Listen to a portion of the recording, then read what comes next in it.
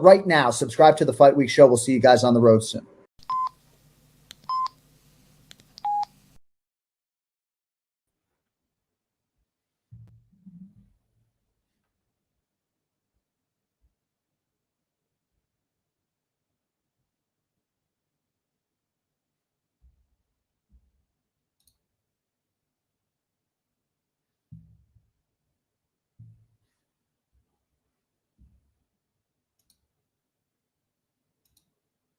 You muted, brother. What is going on there? Just going through some technical issues here, man. You know what I mean? Just a little And bit. it had to happen live. But people, Always does. salute to all of you, lot. Salute to everybody that's watching us live, watching us on playback right now, man. Big up to all of you. We're back with another episode of Dust Up Shakedown, episode 23. And to help me do that right now, it's my brother, Matt D, from another mother. How you doing, my bro? I'm good, mate. I'm good. What's happening, people? Hope everyone's having a fucking solid week. We've got a big card coming up this weekend, but do your thing, bro. Let's get into this. Yeah, man. Let's do this, man. Bro, like you said, we've got a big card ahead of us. We've got a big one ahead of us this week. But before we do that, you know, we just had a card that,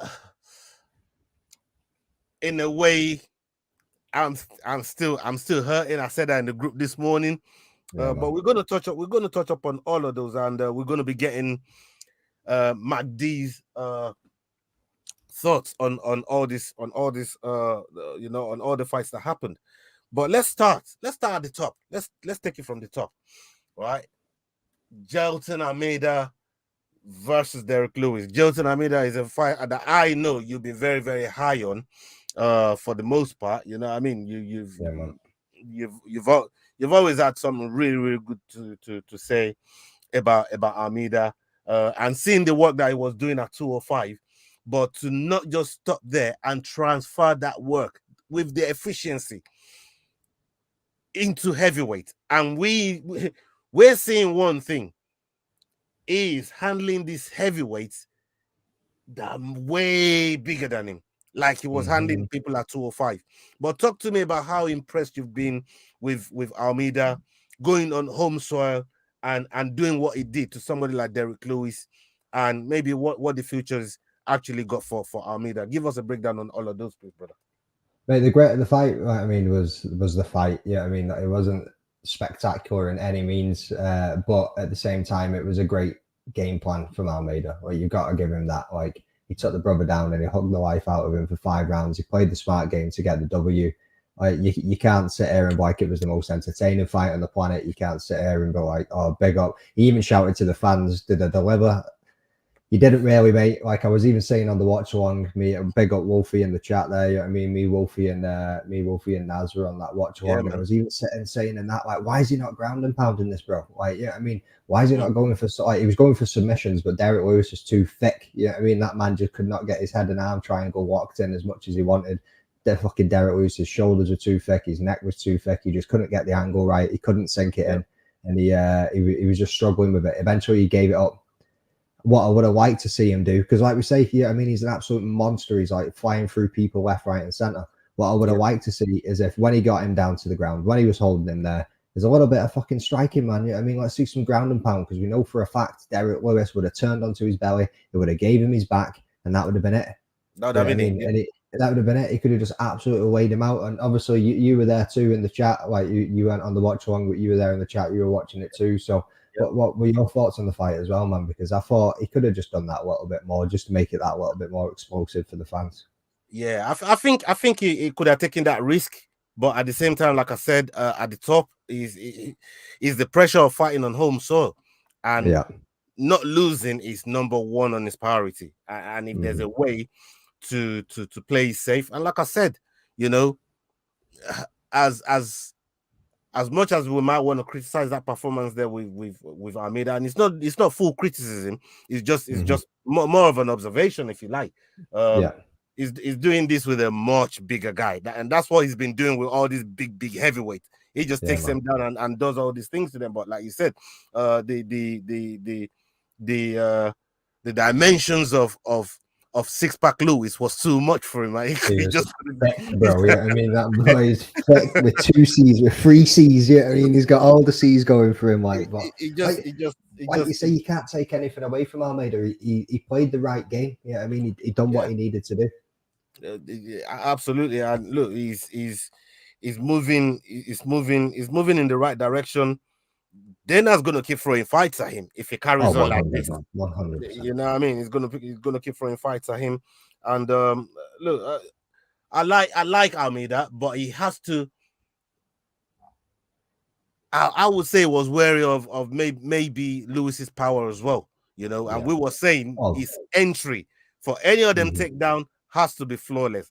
And we even said it.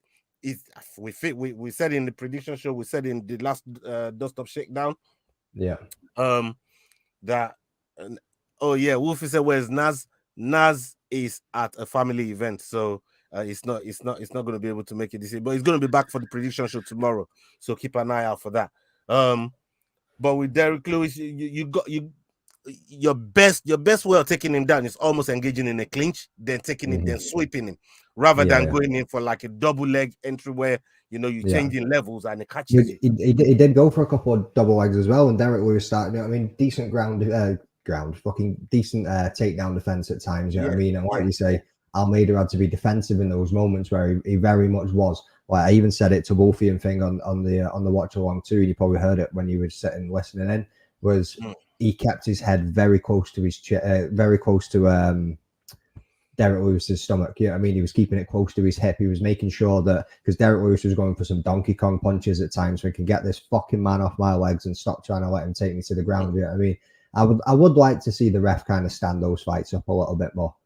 They were getting told to work, and then he would just land a few little pitter-patter body shots. But I would like to see the ref do a little bit more in that situation. But he did have to keep himself safe. You're 100% right there. He's got to do that, especially on in front of his home fans, and seeing Derek Lewis put people out when they're trying to take him down. Maybe you try it once, you try a couple times, and if it ain't work, you gotta try something else, because Derek is reading those situations. He's an OG in the game. He's been in the game a long time. He's knocked out a lot of grapplers, and you don't want to be the victim to one of those. So he did what he had to do, and fair play to Almeida, man. Fair play to Almeida. That puts Almeida ranked 7th now. It's moved him up 2 places. Yeah, it's not going to be long before it starts knocking on the door. So where does he go next? Though, yeah, I mean, there's Volkov, obviously. Blades is out injured. Tom Aspinall's about to fight Sergey Pavlovich for the fucking heavyweight strap, but interim. And then heavyweight division looks more open than it looks, don't you think, bro?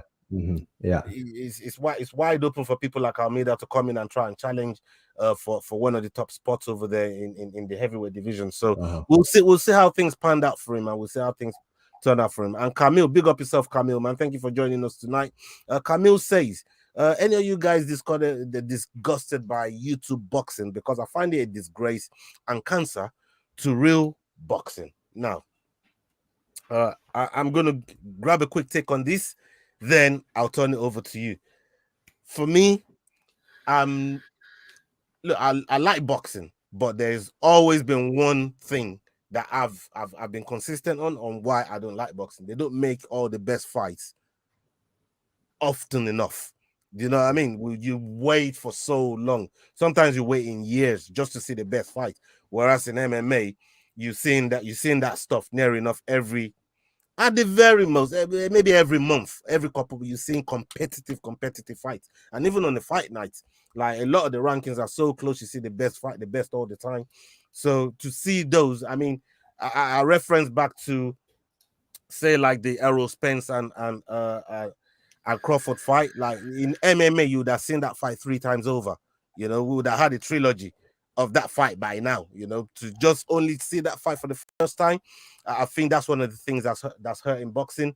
And some of these YouTube fans are trying to get in on the money, and I think they've done well to infiltrate the sport. None of them is that big and bad to just roll into MMA at the top level doing what they're doing.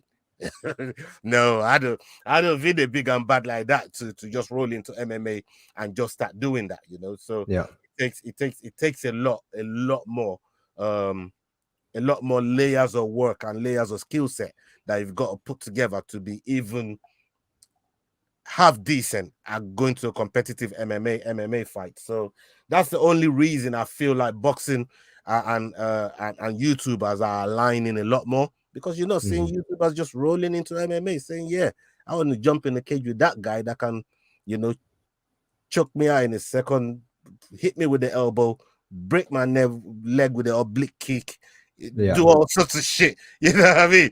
Like, Deontay Wilder walks into a fucking heavyweight, MMA fight, and he takes one leg kick, and brother's out. It's Them over. skinny ass legs are getting snapped. Like exactly that. So you know, it's over. But I feel they can roll into boxing and do that, and that's why they've been doing it. And look, the purist fans from the boxing world, they're not happy with it, like yourself.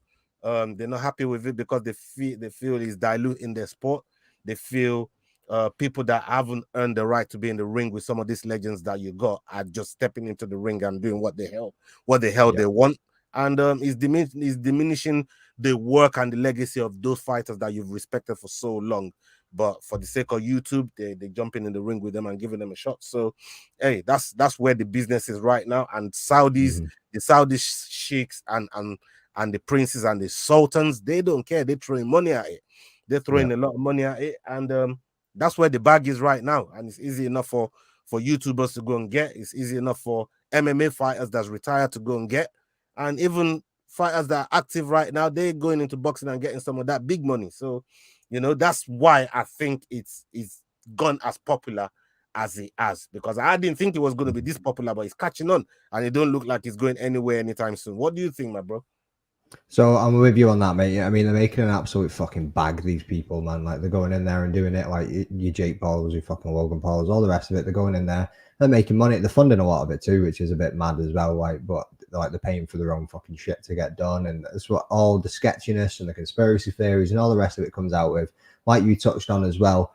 You look at boxing promotions, you look at boxing fights. They're not making these big fights. They're not making these big. And I'm not saying these people like Jake Paul and everybody else are big fights, because at the same time, I don't think it's doing boxing any good.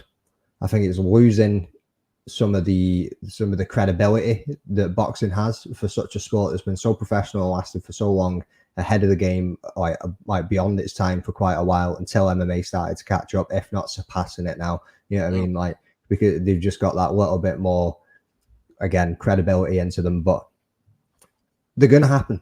Like, you also need to move with the times. You need to think about what are kids watching these, because it can't just be old white men watching boxing all day long. You know what I mean? That's the way that it's fucking went on for years. Like, now it's moving into this young age, technology, innovation, YouTube kids, stars, you know what I mean, celebrities, whatever it's going to be, are trying to come through. Like you say, they're trying to make the bag. You get now getting retired MMA fighters getting called out and going, do you know what? Fuck it, let's go for it. Let's give it a go. I'll make some money and then I'll continue going. Like, boxing's evolving in a strange way, and I think it's also, like I say, due to the times and the technology and people, YouTubers, they've got a massive following. They're always going to get these kids coming and watching it now. But is it going to be good for the longevity of the sport of boxing? I don't know. I really don't know. And then it also goes into, if you look at boxing as well, padded records and all, people are starting to see through this now, and they're just going, yeah, there's not really much in it. Yeah, I mean, like, you get toe-to-toe fights in MMA, or you get somebody that comes in with 20-0 record, but he's beat absolute cans. And it's just like, if you really beat anybody, yeah, I mean, no, you've been like given setup fight after setup fight after setup fight to get you going into this heavyweight fight or whatever fight it is, championship fight, with your 20 wins in the bag, but then you'll get dog walked by somebody who's actually in there knowing what they're doing. Yeah, it's a mad time, I think, for boxing. Yeah, man. Look, like I said, I don't think he's going anywhere anytime soon. And where, you know, you go former world champions that are legit boxers accepting to be on the undercard of some of these YouTubers. Yeah. Like, what are you meant to do? You know, as a fan base, I can understand why you, man, are pissed, because a lot of the fighters that you've looked up to for so long, that's been icons to you lot, are now being on undercards of YouTubers. You know, that's disrespectful, and I can see the pain and the disgust from purists, that are boxing fans, and rightfully so, because it's a sport that you've adored for so long. And I got a lot of boxing friends, and they all say the same thing. They're not happy with what's going on, but what can they do? Yeah. They can't do much about that. Okay, let's get back to MMA. We have Bonfim versus Nicholas Dalby. Bonfim missed weight, which again, it's not something you lot know me. I don't like that stuff. I don't tolerate it. It's proper unprofessional. It's a smack in the face to your opponent and to the fans, that's paid money to come and watch you if you're not making weight, because basically you're already breaching the contract that you signed in the first place, to be able to compete with fairness in mind, because obviously the weight advantage it does happen. We saw it with Cameron and C-Rod. In some cases, it does happen. Sometimes you could miss weight and still lose. But Nicholas Dalby got the win in the second round, TKO. What was your feelings on that? And it was a big underdog as well. Nobody saw that coming. A lot of people had Bonfim in it straight away. Yeah, I mean, and obviously coming in overweight. I can't remember the statistic, but obviously I think it was like flying around when Michelle Pereira missed weight against Wonderboy, and it was so much of a percentage of people that miss weight actually go on to win the fights. And it's been that way for a little while. It's not great. I mean, it's pretty poor, especially given that there's such a massive advantage to it, and those last few pounds being cut, and the dehydration and then rehydration and all the rest of it. But Bonfim looked great in that first round. He controlled it. He had the distance. He was doing better in the strikes. He was controlling him on the ground, and he looked phenomenal. And then all of a sudden, fucking Dalby was like, "Not today, motherfucker." Came back in that second round with an absolute vengeance, man. Those elbows were fucking ferocious. Yeah, I mean, the knees straight up the fucking middle, dropped the man to the ground and got the job done. Like, you cannot ask for a better finish after that first round being Nicholas Dalby. Yeah, I mean, at 39 years old. Yeah, I was mega impressed with him, and he absolutely delivered. The one fight that I thought was gonna give a little bit more than it did. Probably the one that surprised. Well, it shouldn't surprise me really, but Charles Borralho versus Abbas Magomedov. That fight, I didn't think it was gonna give Borralho such a tough fight, but to make it that tough for Borralho, I thought, you know what, bro, you didn't get him out of there. Because especially this is what I was gonna say, because we saw the fight, and it was a hard fought fight between both of them. They took it to decision. At one point, I was even thinking maybe Magomedov was gonna steal it. But what did you make of his call out though? That's what I wanted to ask you. What did you make of his call out? Because I'm not even going to sit here and kid on. I know who he called out, mate. I totally missed it because obviously being on the watch along, volume down low, got the headphones on. So tell me, who did he call out? What was said? So basically, it's called. It wants a chance at the champion. He said, "Listen, I just bit the guy the champion bit. Yeah. So I won the spot with the champion." You joking? and on the back of that performance. On the back of that performance, basically, it basically called out Strickland, because he was the last person to beat Magomedov, and because he just beat Magomedov, he feels he deserves a chance to be in there with the champ. No, there's a way that Strickland beat Magomedov for him to even get that nod from Easy, and he didn't just get the nod from Easy. There had to be a situation that happened with Dricos for Strickland to even get in. So it's not like he just walked in and just got got a title shot. But to be calling out the champion there Alpha was ridiculous after that performance.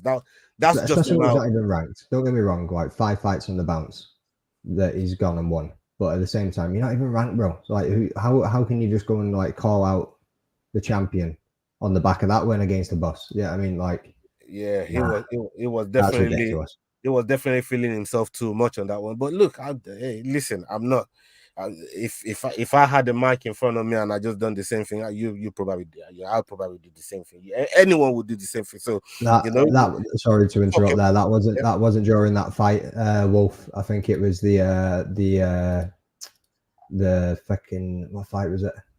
I'm gonna need to go and have a look. It was a Dante Miles fight, wasn't it? Dante Mays fight, and the Nascimento. It was the one that I missed because obviously my daughter woke up. I had to go up and sort her out. So I missed that fight. But now, shout out to the daddy duties. But now I wasn't reading the daddy duties in that fight, like.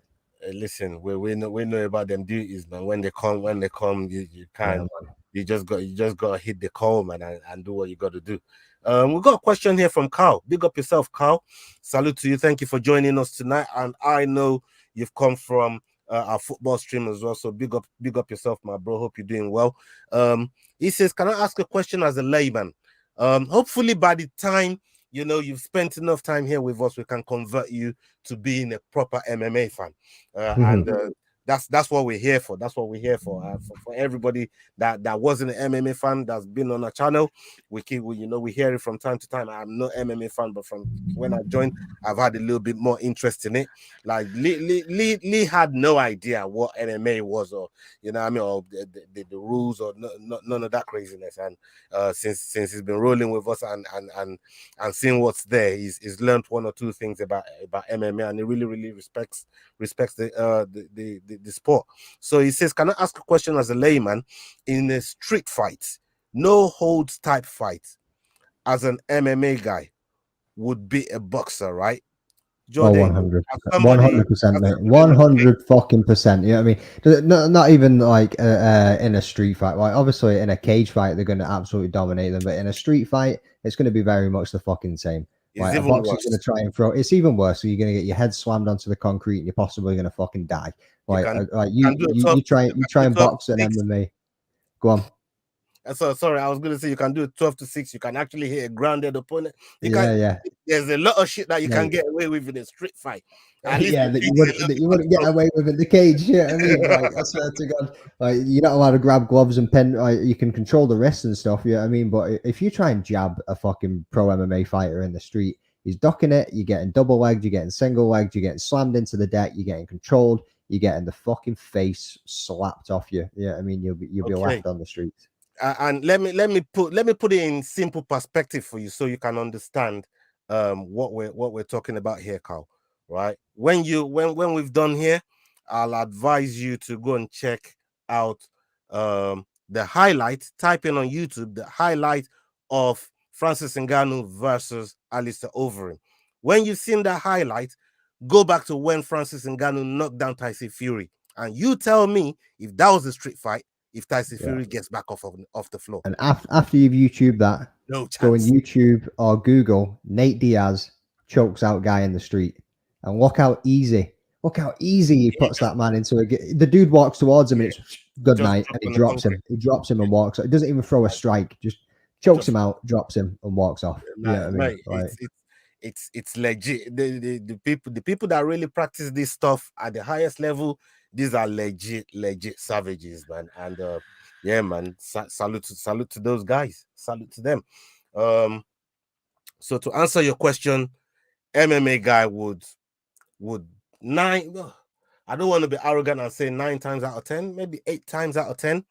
Yeah, I mean, let's say CM Punk versus Tyson Fury. Yeah, I mean, there's gonna be a bit of a difference there. Like exactly. CM Punk ain't beating Tyson Fury. Like you need to consider who's who and how much they've trained, etc. You know what I mean? Like exactly. But mate, you like you say 8, 9, 10 out of 10. Fuck it, you're gonna get smashed. They're gonna get done. Like yeah, man. Oh yeah, Wolfie says Ola showed me about EFC. Yeah, like there's 1 or 2 things that you're gonna pick up while you're with us. And Carl's just says here, yeah, okay, that makes sense. To be fair, MMA fighter has more deadly weapons. Exactly that. They have way more weapons in their toolbox to get the job done. Let's move on to this fight here, Brenner versus Kanan. Brenner versus Kanan. Brenner came in with a reputation, and bro, his reputation didn't let him down. Talk to me about that, brother. He fucking delivered on that reputation, didn't he? Yeah, I mean, 4 minutes, 1 second, boom, KO. Good night. Yeah, I mean, there's not much more to say to that in a first round finish. It was great, like going back and forth, feeling each other out a little bit at the start, and then he just started taking off and got the KO. Like simple as that. That KO was brutal as well. Yeah, it was absolutely brutal. And Carl, it was just one more thing, just one more layer to add to these things. Yeah. MMA fighters, they used to using 4-ounce gloves to fight. Mm-hmm. Like they used to take in more of the power, more of the impact than boxers, especially in competition. So, like if it was in a street fight, they can do nasty things with their elbow, their knees. There's so many nasty things they can do to people, man. That's just another layer of it. That you know that's out there for you to know. Renat versus Zaleski. I didn't think. I was expecting more from Renat. I know he got the win, but I was expecting more. I was expecting more from him. What was his performance? What did you make of it? Did you feel good about it? In the words of GSP, I am not impressed with your performance. Nah, he never done anything spectacular, did he? I mean, when you actually go back and you look at the strikes, it was like 109 from Renat, 115 from Santos. Renat had 1 takedown out of 9. You know what I mean? Like there was just nothing spectacular about it. He had 87 significant strikes to 75. That was probably the only thing, and 1 knockdown. But other than that, there was nothing super duper about it. I think Santos played a really good game and actually just closed him down a little bit, stopped him from being able to work what he's normally doing, because everyone thought Renat was going to just take that one and run with it. He was probably the only fight that I never actually picked a Brazilian in on my bets, and we ended up getting a draw, which was a bit mad. For me, I just thought that fight there really I was expecting more from that fight. I really was. Yeah. Especially the way that he handled Kevin Lee and submitted him. Yeah, I mean, like exactly that. When Brian Battle, you know, for him to do them things to those guys, I was really expecting more, and I didn't get that from Renat. But who knows, man? Who knows why it looked off. It looked off. You know, it's probably Kenan. Maybe Kenan was finding some of his ways of fighting and was putting some blocks to that, man. I just didn't understand why he's like he couldn't get off. I don't understand it. But look, good fight from Kenan. Kenan is the one to actually praise in this bout. The last one that I wanted to touch on here before we go into the card that's coming up is our boy Big Muddy, Modestas Bukauskas. He dared to be great. He's been taking risky fights from the UFC, going into people's backyards, and we thought, yeah, maybe he's got one more in him, because he knew it was close. As he said, if I get this, I don't really want to be going in people's backyards, no, but I want to fight on home. So, you know what I mean? I want to see him in London, bro. That's what I want to see. Man, I mean, I want to see him bring the crowd with it. He dared to be great, man. And shout out to him, but he fell way short, bro. Like the way he said it himself, mate. He zigged when he should have zagged. Yeah, I mean, it was just it was one of those. Yeah, I mean, it was a rough night in the office for him. He'd done everything right. He was looking good to begin with. Yeah, I mean, like you couldn't, like, from the first couple of minutes of that opening round, you couldn't really say that one of them was like doing better than the other. He was landing some nice leg kicks. He was working the body shots quite well. He was in it and he was out. And unfortunately, went one way whilst he threw in the hook, and like that was it. You know what I mean? Bang, connected sweetly. His opponent done really well with the strike that he threw. Hit him out. Like I did think maybe that was a bit too early, because it seemed like he went, but then when you actually watched it, he was out. It kind of looked like he woke up when he hit the deck, and then when he stood back up, he wasn't stable on his feet, and I was devastated for him, man. Like he put it all out on the line. He went in there to get the job done, and I mean, he trained hard for this fight. He put in the work, and he looked fantastic. He was in phenomenal shape, and unfortunately, it didn't go his way. Yeah, Carl says, is heading on you two had any fights, or do you train? No, not competitively. Not competitively. Yeah, I've not had competitive fights, but I've had enough fights in my life. Like, Yeah, I've been there too. I've been there too. Trust me, and I have a sensei. Yeah, I do try. I have a sensei, and he loves to whoop my ass. Trust me. Yeah, that's what they love to do. That's the Yeah, whole point of them. You know what I mean? they don't. So, You know, it's not about taking it easy on you. They yeah, just they always let you know where your levels at. They remind you of it all the time, especially yeah, man. when you want to run before you can fight. Uh-huh. Because Especially when you start thinking you're making some ground, and then they just go, not today, bitch. you know You what I know what I mean? mean? Get back to Sit down. crawling. You know what I Yeah. mean? You're not even walking yet, you want to run. Get back to crawling. So Yeah, I done like traditional jiu-jitsu, like Japanese jiu-jitsu when I was younger, which is a lot more strikes and a lot more self-defense, etc., etc. Yeah, I mean, but then obviously I've done Brazilian jiu-jitsu more recently, so and that I absolutely love. But since the birth of my daughter, it's something that's gone on the back foot just due to work and every other responsibility of life. But it's something I'm definitely going to get back to at some point. 100%, 100%. Look, at the end of the day, we just one of these people that look. I can defend myself. That's all I'm gonna say. I can defend myself more than the average guy that don't know shit about what they're doing. Yeah. This ain't no bragging or nothing like that. Yeah, no, I ain't no fight. don't go out and walk for a fight. That's the first thing they teach you when you go to these things, though. So that's what a lot of people think. Oh, you fight, you're going to be solid. Then, yeah, no, right? You get told this is last resort. Yeah, I mean, a smart man does not get involved. He goes, nope, not interested. Turn around and walk away. Yeah, I mean, be the bigger man, as they say. They're teaching you self-defense at the end of the day. They're not teaching you how to go out there and fucking kill somebody on the streets with these techniques. Exactly that. So it will always boil down to you defending yourself. And like And I said, if you've ever considered it, Cal, mate, like I would suggest getting into Brazilian Jiu-Jitsu. Like, one, mental health is brilliant for that. It's good for letting off steam. You know what I mean? Good physical exercise. Like, everything about it is absolutely brilliant. It will humble the most egotistical man you can think. You're the biggest, baddest man on the planet. You walk into a BJJ gym and you get a little 135-pounder wrap you up like a pretzel and put you in a fucking armbar, and you're like, what the fuck just happened? You know what I mean? Like, it will humble the biggest man on the planet. I swear to God, walking into a gym thinking that you're absolutely solid, and it'll just it changes your life. It changes the way you look at things. It changes the way that you view things on the street. You know what I mean? And again, it's also, like you say, it's there to protect you at the end of the day. Yeah, and you can learn how to handle yourself.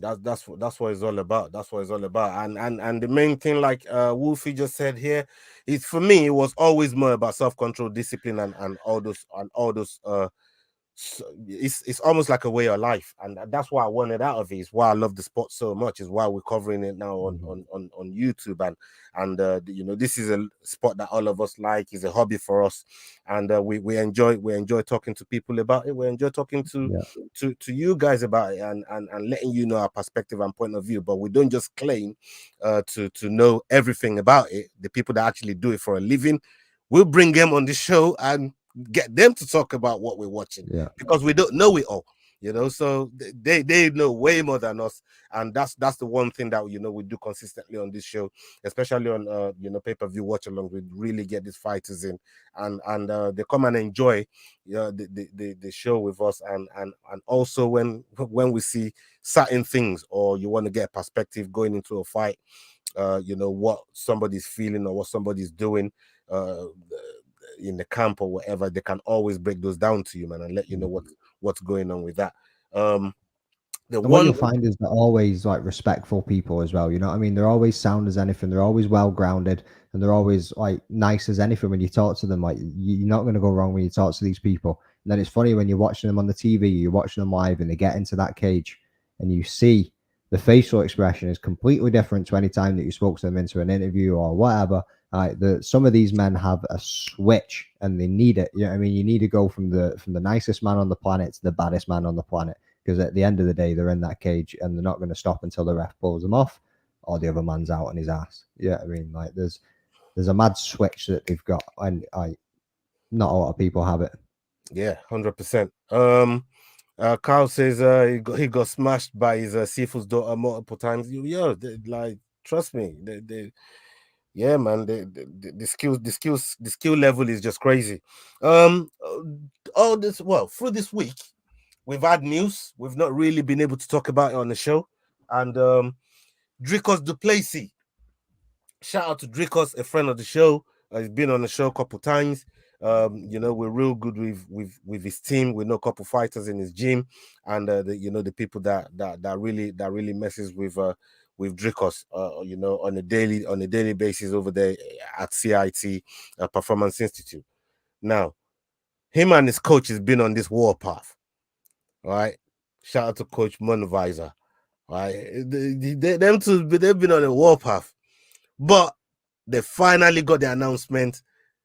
They get the shot. Now Dricos now has a chance to go and fight Sean Strickland for the middleweight title. Now looking back at the whole injury thing, easy getting bit by Strickland, do you think everything kind of worked out for Dricos anyways? Because they came back to him. They came back to him, bro. I said at the time as well, you know, Dricos should be when Strickland be easy. I said easy shouldn't be getting no rematch. Dricos should be getting the shot. You know what I mean? We all came on the show and spoke about it, and I believe Dricos should really be getting the title shot, and I'm glad that it's him that's got the shot now. What have you made of the whole thing, bro? Mate, so the whole thing, like, I've said it before as well. I don't feel like, so obviously we know Dana White doesn't like it when people turn down fights. But this man turned it down due to an injury. He turned it down to not having enough time in a camp. He's wanting to do it properly. This is somebody's career. It's a profession for them. Yeah, I mean, at the end of the day, it's putting food on their fucking table. So for him to he's done great things for the sport. Like, Dana is unbelievable as the UFC president. He continues to deliver left, right, and center all the time. But at the same time, you can't fuck with a man's livelihood just because of your stubborn ass doesn't like it when somebody says no. You know what I mean? Like, he said no for the right reasons. It wasn't no, I don't want to fight him. It wasn't no, I can't be asked. It was no, because I need more time. I need to recover from this. And finally, Dricus du Plessis is getting his shot. You know what I mean? It's well deserved. I don't like, a lot of people like to bitch on him, slagging him, all the rest of it. Mate, it's deserved. Like, look at the way that he beat Robert Whittaker, and everybody, including myself, thought the Reaper was probably going to handle him due to his experience. And Dricus went in there and absolutely he was patient, he was calm, he was collected, and he went in and put on a show, and he got the job done. He is rightfully so the deserving next title shot in the middleweight, and he's finally getting it. But go on. How is that? I was going to say, you're probably going to ask me here. So how do I think he's going to play it against Strickland, or how is that? Especially on surface level, because we don't know what the camp's going to be like, or any of those things down the line. But on surface level, please enlighten us. So is he going to be able to handle Strickland's pressure, forward pressure, his awkwardness, his weird timing? A lot of people talk about him being a bit funky. You know what I mean? So is he going to be able to handle that? You've seen the training footage of Strickland in the gym with 5 men running at him, and he's somehow holding most of them off at times until they get a hold of it. The dude's off his nut. You know what I mean? People say a lot of crazy shit about Strickland, but the one thing they say, though, is he's a way nicer guy than we see. Man. That he portrays on camera. But even the portray stuff, man, like, I think if you read between the lines, he ain't wrong in some of the shit that he comes out with. You know what I mean? Like, he just got the balls to say it, that's all. He's just got the balls to say it, and he likes to be controversial, and he knows that it gets the views, which is also a good thing for his career and his longevity within the UFC, because that's what a lot of people like these days. As we've discussed before, Conor McGregor changed the game with that. But I think Dricus has got his chance. Yeah, I mean, I think he needs Israel tried to be the counter striker. I think DDP needs to take it to him and not let Strickland allow it to have his pressure. Just kind of like Pereira did with him as well. Yeah, I mean, and got the KO. Yeah, I mean, he needs to take it to him, and we don't see Strickland grapple much. I reckon he's probably still got some grappling in the bag. Yeah, I mean, but I reckon DDP can get it done. I reckon if he pushes enough, he tries enough, he stays patient, like we've seen him against Robert Whittaker as well, though. You can't just go rushing in like an absolute madman, because we've seen Strickland's works on that old 1-2 when he rocks Izzy. You know what I mean? But and like, mate, so it's going to be one hell of a fight, and I think DDP's got a big chance of winning this. Yeah, he's got. The only thing that worries me is, especially in the grappling situations. I mean, Sean trains out Extreme Couture. Like, there are no slouches in that gym, bro. That's what I'm saying. It's like the people, the fighters that that train in that gym, they're killers. All of them. especially in the grappling discipline. You know, Best mate in Chris Curtis. We know he's got grappling. Yeah, I mean, like, yeah. It's just the case of we don't see it from him enough. He's a pressure fighter, he's a forward fighter, and he has that awkward boxing stance and just keeps coming at you and keeps coming at you, screaming in your face. What's up, motherfucker? Let's go. Yeah, I mean, like, the mental warfare that Strickland plays as well, and in the build up is going to be funky. You know, one thing that everybody that people that fought, you know, Dricos, you know, in the past, and people that have been in the even Robert Whittaker came out and said it, like, when they say, you know, what's the one thing you didn't see or feel about something, you know, about Dricos, and they all say how strong he is. Like, this fucking strong boy. He's a big fucking South African dude. Yeah, I mean, like, he's big, bro. He's a big burly guy, but then all of them say how strong he is. Like, yo, this. Like, he's strong in the clinches. When he holds you, like, you just feel it. You know what I mean? And I think he's gonna have that in advantage. If he gets into them kind of grappling situations with Strickland. So look, that's yet to be seen. I like it, and let's hope they put it together. We got some other nice announcements for the start of next year too. Yeah, I mean, Cheeto Vera. We've got some. I was just about Sean O'Malley. That's just been announced as well. And do you like that fight? Did you think Cheeto should have? I can see why they're doing it. I like Cheeto, man. I'm a big fan of Cheeto Vera, but I don't believe that he's probably deserving of the next title shot yet. I mean, let's get Sanhagen or somebody in there is the way that. But obviously, Sanhagen's injured. He's going to be out for a little while.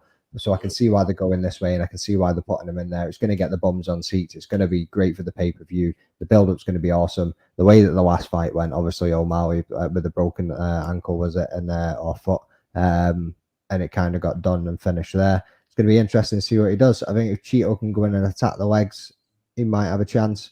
But Cheeto has also looked a bit flat in his last couple of fights. So he's really got to go in there and do something if he's going to beat O'Malley, because this O'Malley is the different one to what he fought last time too. He's now the champion, and they talk about champs getting 30% better just from being the champ. Just confidence, man. The confidence that they fight with, and this is why I don't think that Strickland fight is going to be easy as well. You know, no matter how people are looking at it, but with this Cheeto fight, what do you then think is the follow-up question for you? What do you then think happens to Aljamain Sterling's teammate? Well, his name is just vamoosed from my mind just now. The brother that stole Merab. Merab. Merab Devashvali. Like, how what do you think the UFC now do with him? Because they've kind of almost bypassed Cheeto. The king of cringe is coming to town. Yeah, I mean, Henry Cejudo is going to have that fight, and I think Cejudo even put up on Twitter, X, whatever you want to call it now, like, see you soon, Merab, or something like that. Yeah, I mean, like, that's the fight that we're going to have to make next, because Cejudo's like right in there. Obviously, he had this fight against Aljamain and he never won it, but he didn't look fucking terrible, considered he'd already been out for a good couple of years of retirement and came back in with that fight. So I think Merab's next. Merab and Cejudo's probably next. Cejudo's probably the next one. Okay. The last fight that I wanted to talk to you about is happening this weekend. This is involving our boy. You know, you're well acquainted with him as well. Shout out to Big Joff. Speaking to him today, is quite excited about this card. You know, that's coming up. I don't think he's flying out, but I think he's got to work on the day or something like that. So, but big up to Big Joff. What I want to ask you is this matchup. I see a lot of people saying Tom Aspinall ain't built for Sergey Pavlovich. Are they right to be thinking that way, or do you think they are underrating what Tom Aspinall actually mega on the table? Underrating him. He's from the Northwest, mate. Yeah, I mean, that's all you've got to know about it. That's all you've got to know. Like, they're fucking built different. We've been through some shit in the Northwest, and this boy is going to come through. But not even that, just like geographically, just taking the piss there a little bit. But mate, he has got more paths to victory here. And Sergey Pavlovich has been the backup fighter for both Miocic and John Jones. Miocic didn't want the smoke. He's like, no, and both of them are grapplers. Yeah, I mean, are wrestlers. So he's obviously been training that background. So what's he going to be looking like going into it? I still think Tom's light on his feet. He moves like a middleweight, as everybody keeps saying. I mean, they talk about this all the time. He's very fast. And again, I think Tom's been talking about it this week in the build-up. He's got the quickest fight finish time. Sergey Pavlovich has got the second quickest fight finish time, which is a wild stat. Like this is not going into the later rounds. Like this is going to be first round, second round. Yeah, this is going to be done like quick. And they both are absolute killers when they smell blood. They're on each other, or they're on their opponent. Sorry, and it's over. Yeah, I mean, but Tom's getting it done. I really think it's his time. I really think this is going to be happening. Yeah, man, we're definitely going to be rooting for Tom on the Fight Week show. I want some kind of heavyweight gold on English soil, man, and bring it home, man, bring it home, because like I said, I think he's way underrated for what he's capable of doing, man. Oh yeah, I watched this brother finish Volkov. I was sat in the nosebleeds. Yes, nosebleeds. I was there. I saw this brother, man. I was like, holy smokes! Yeah, to do that to somebody like Volkov. I've been raving about Volkov. This little Volkov that we see, their paths might cross again. Yeah, man. I believe their paths might cross again, especially if Volkov keeps going the way ascending the way he's going. I think they're going to meet again very, very soon. Maybe in the next year or so. Maybe before the year runs out, that could happen. As they say, it's heavyweight MMA. One fucking punch is all it takes. Yeah, I mean, but we've never seen Tom get KO'd. Has he ever been KO'd? Not that I've seen, anyway. No. This brother couldn't get a fight for I don't know how many years. He kept getting shit set up, and everybody was turning it down. I ain't fighting this dude. Guess what else went through that? Islam went through that. Usman went through that. Like, when you're that good, and people really know you that good, they're not trying to give up their rankings for you, bro. You know what I mean? You're mad. No. Have you seen any of the build up to his actually like 2 weeks notice? It's kept him calm. It's kept him cool. It's not built it up too long in his head. 10 weeks fight camp would have been absolutely lovely, so he could properly prepare for this, man. He knows he's the danger. He even says it himself. Sergey Pavlovich is probably the most dangerous man in the UFC at the moment, due to his power, due to his finishing times within his fights, due to the way he moves. I mean, he's got some awkward punches. They don't just come straight. He'll loop that shot. It'll look like it's coming straight, and next minute it's looping, or it's looping, and next minute it's coming up from the middle of the pipe, and you're like, what the fuck? Where did that come from? And like I say, when he hurts you, he doesn't let you up. He's on you within a second. Yeah, I mean, so there is no room for mistakes. But I think Tom's speed, I think his accuracy, I think his takedown, his grappling, his submission threats. There's just more paths to victory here for Tom than what I think Sergey Pavlovich. And I don't think Sergey is going to be ready for him. He's been training for Miocic, he's been training for Jones, and it's just going to be a completely different fight. He hasn't fought anybody like Tom Aspinall, and he's going to get it done. It's his time. Yeah, man. Let's see what happens this weekend. The other fight on top of the card as well, the top of the card, co-main event, is Yuri Prohaska versus Alex Pereira. These two, they're right at the top of the division. They're about to scrap it for. They have to scrap. This ain't even an interim thing. This is proper undisputed vacant title that they're going to be winning.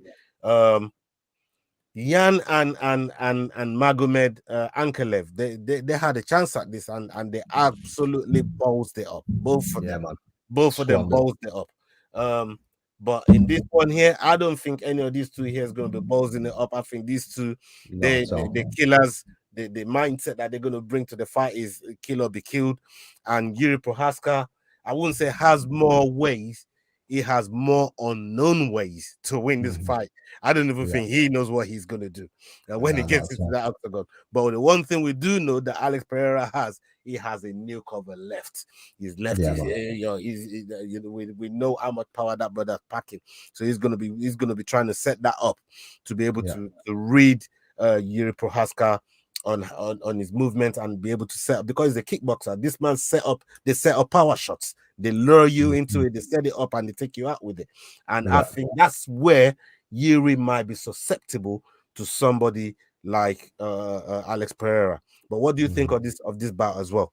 I'm seeing a lot of people lean into Potan. I think a lot of people think Alex Pereira is going to win this quite handedly, to be honest with you. But I think they're also going with a bit of recency bias. Obviously, we've not seen Jerry Prochaska for a while because he's been off with an injury. I mean, but he's coming back into it. This man's a very fucking dangerous man. His elbows are lethal. Yeah, I don't know if it's going to be a 5-round war or if it's going to get done in the second or third by one of them. But it is going to be one hell of a fight. One hell of what's happening, Carl, brother. Mate, it's going to be insane. It's going to be a wicked fight. And I'm leaning Jerry. Like you say, he's got the unknown. You've not seen him for a little while. How's he going to come back? He's got a new fucking samurai hairdo, cutting about MSG in New York with samurai swords.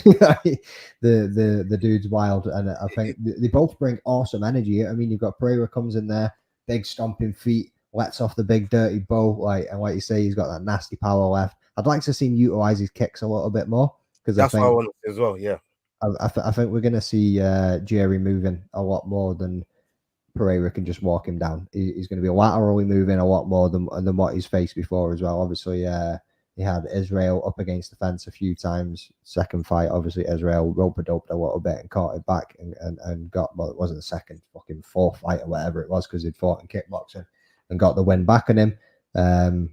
He done really well against Jan. I'm really looking forward to this fight. But for me, I think Jerry's going to get it. Okay, since you're picking Yuri, let me ask you one question before we wrap up. And this is the last question, folks. We're 15 minutes in. Thank you to everyone that's joined us. If you're watching us live, if you're watching us on playback, salute to you. Let me ask you this question before we go. How long into the fight till Yuri throws a backspinning elbow? First round. First round in the opening 2 minutes. I was gonna say the opening 2 minutes. Somewhere between the opening 2 minutes, you're not gonna see a backspinning elbow. It's coming, man. It's coming, man. You know what I mean? So the man's lethal. Whoever's fighting him and they ain't prepared for that, and if that catches them, that could be a mad one. Big up my bro Carl Rossi, man. Salute to you, my bro. He's just thrown in a €5 donation, man. Thank you very much, my brother. Hope you're doing well. Thank you very much, man. Tatted Ginger, big up yourself, Tatted Ginger. You just joined, but look, it's never too late to join, man. You know what I mean? So thank you very much for pulling up and showing love. And Carl Rossi talking about Porton there. He says, yeah, Porton fucking fight week. All of my G was fucking go. Yeah, man. Salute to you, my bro. Hope the wife is good. Up the family is doing well. Thank you very much. Mate. Like obviously that Benoit Saint Denis and Matt Frivola fight. I honestly think that's probably going to be fucking fight of the night. That shit is going to be insane, man. I can't wait for that one. Man. That's gonna be. There's so many good fights on that card, and I just can't wait to get stuck in. But how we get stuck in tomorrow. Come and join us on the prediction show. We're really gonna get stuck in there. See who wins what. See who win what bonuses and all that type of stuff. And Will didn't do as well as he thought he was gonna do. He should have just took your predictions. You would have done better. Yeah, he should have done, mate. I told him I would check them for him, and he was like, "Nah." You know what I mean? Sound on you go, well, mate. On you go, bro. You offered it to him, man. So I did. Always got his bus keys, mate, and he's waiting on you. That's all you need to fucking know about that, like. No, big up yourself, Tatty Ginger, man. Salute to you, man. Look, like I said, anytime you join, we're always happy that you guys are supporting the channel, you guys are supporting the show. And then this Saturday, we're going to be doing the watch along for the main card as well. I've got Luke Marcus that's coming in right about now. I'm working on 1 or 2 other fighters, so let me see if I can get one more in, and if not, we'll have the middleweight champ that's going to be coming with us on the watch along this weekend for that fight. And we're looking forward to it.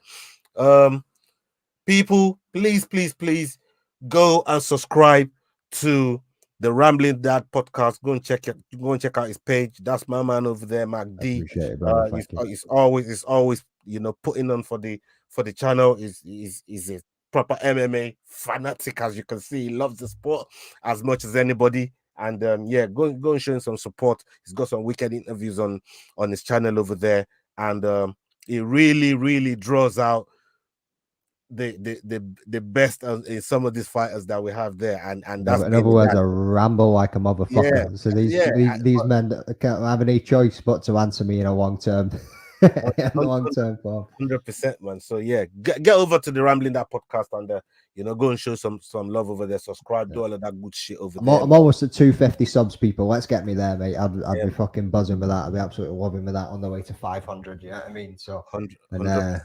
Hopefully I get that Octagon MMA media credentials that I've applied for. Yes. I hope that comes in for you as well, man. So you're doing a lot of good stuff behind the scenes. You're doing a lot of good stuff on this scene, and yeah, you're a good mate and a good fan to be around as well. So definitely go and check him out. Right, people, we've come to the end of the show. Big up to everybody that showed love tonight. All of you has been absolutely fucking sound, man. Salute to you. Come check us out tomorrow when we do the prediction show, and we're going to be doing the watch along on the weekend, Saturday. Well, I'm going to do the football stream first with Lee Gunner, then we're going to switch over here. Then we're going to switch over here. So yeah, come check us out, come support us, come experience the fight card with us. And yeah, up onto the next video, people. We're out. Salute. Hey guys, this is John Anik from the UFC. You're watching the Fight Week show. Please subscribe, not